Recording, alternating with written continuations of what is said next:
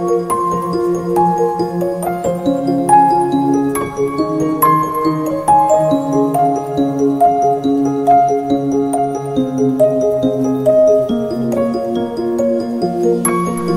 bulan sang Mayo, kinakabig nga bulan sang debosyon sa mahal nga Birhen Maria, ang pinakamatahom nga bulak sa bug-os nga mga kabulakan. Kita nga mga Pilipino gintawag sa isa ka titulo bilang Pueblo Amante de Maria, pungsod nga nagahigugma sing labi sa mahal nga Iloy. Sa aton pagpadayon sang tradisyon kag debosyon sang Flores de Maria, ginadala naton ang aton tagsa-tagsa ka mga pagpangamuyo sa tiilan sang mahal nga Iloy. Bit-bit ang tagsa-tagsa ka mga kabulakan nga nagalarawan sa isa ka madalom nga debosyon nga indi matupungan sa ordinaryo nga pagpahangop sa nagligad na nga mga henerasyon. Gani kabataan man, pamatanon, hamtong kag tigulang, ululupod naton nga pagkaselebrahon ang debosyon sang tagsa-tagsa sa aton sa mahal nga Birhen Maria sa Flores de Maria. Sa ngalan sang Amay, kag sang Anak, kag sang Espiritu Santo. Amen. O Iloy sang Dios, Iloy sang himpit nga paghigugma, Iloy sang mapag-on nga pagtuo, kag Iloy sang santos nga paglao. Bisan makasasala kami nga dako, nagapangalaba kami sa imo, nga imo kami hatagan sing mga bugay nga amon kinahanglan sa paghiwat sing maayo sining imo nga Flores. Tinluan kag himpiton mo o Senyora ang amon kalag, agud tumanon namon sa gihapon ang mga nahanungod sa sining bulan nga ginahalad namon sa imo kabay pa.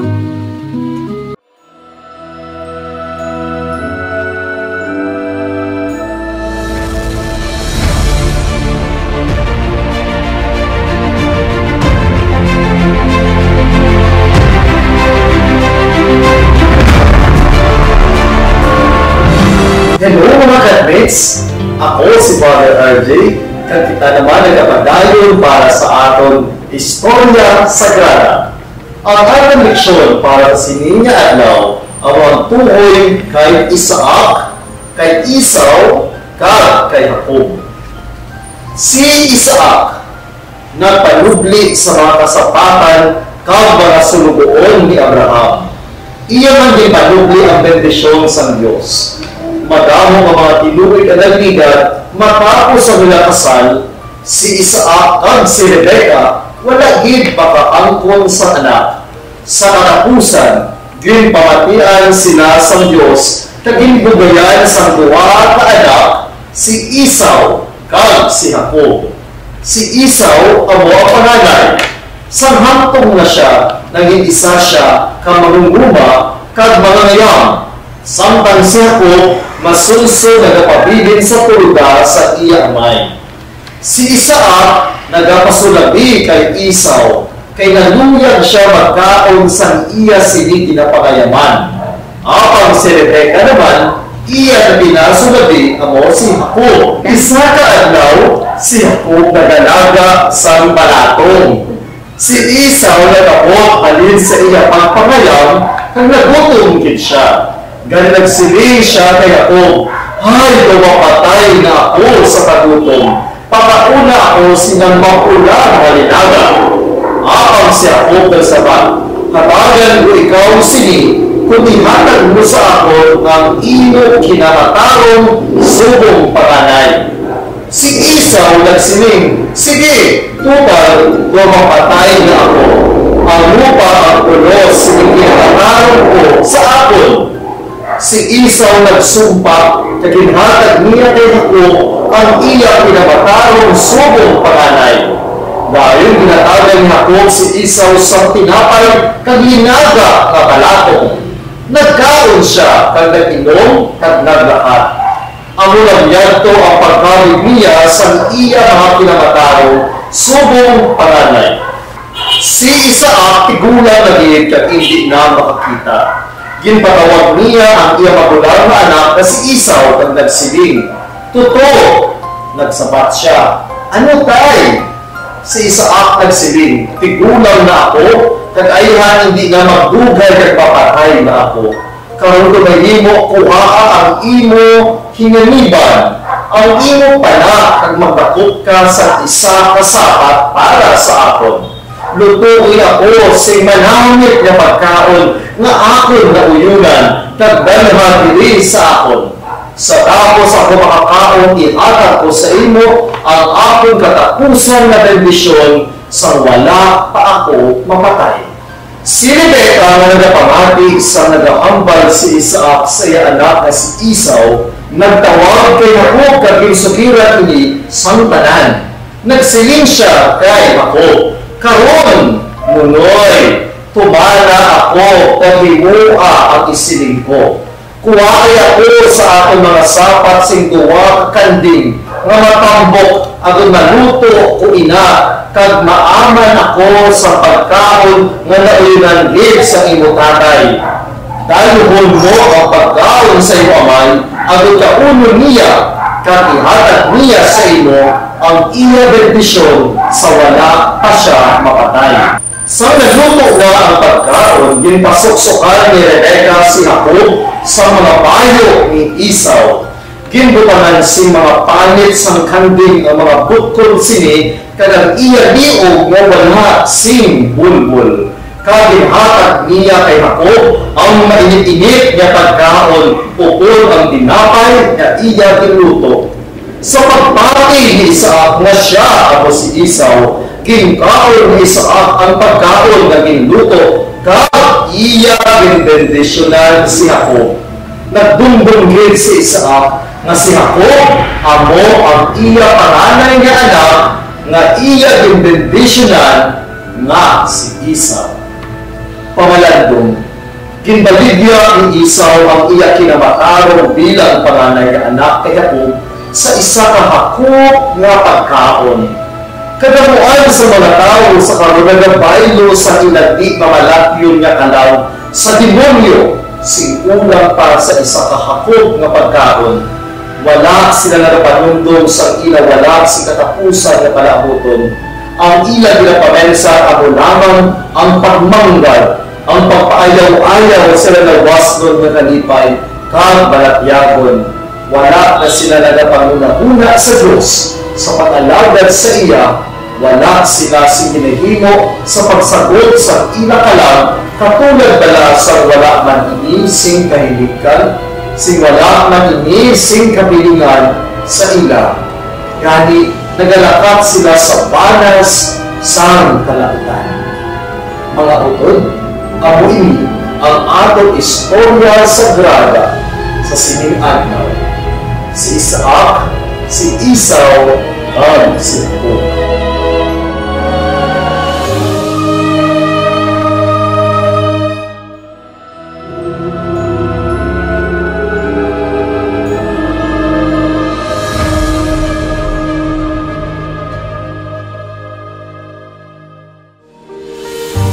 Balasahon gikan sa libro ni San Lucas. Nagakaluoy siya sa tanan nga nagakahadlok sa iya, sa mga kaliwatan kag mga kaliwatan. Nagpakita siya sang iya gahom, gingguba niya ang mga plano sa mga bugalon. Gimpukan niya ang mga gamhanan nga mga hari sa ila trono, kag gimbayaw niya ang mga kubos. Gimbusog niya sang maayo nga mga butang ang mga ginagutom. Gimpalakat niya nga wala sing dala ang mga manggaranon. Gintuman niya ang iya saad sa aton mga Gimbuligan niya si Israel nga iya alagad, kag wala siya magkalipat sang pagkaluoy sa kay Abraham, kag sa tanan niya nga mga kaliwat sa walay katugtugan. Ang Ebanghelyo sang Ginoo. Pamalandong. Wala na sing iban nga nanging malapit kag nakahangob sa misteryo sang kabuhi ni Jesus luwas kay Maria, kay ginpamalandungan niya ang tanan nga mga pulong sang Dios. Kabay ang pagdayaw ni Maria, manging sunundan sang aton pagkabuhi. Pangayuon naton nga paagi sa iya, hatagan man niya kita sang bugay sang pagkamapainubuson, agud nga ang misteryo sang ginharian sang Dios mapahayag sa aton.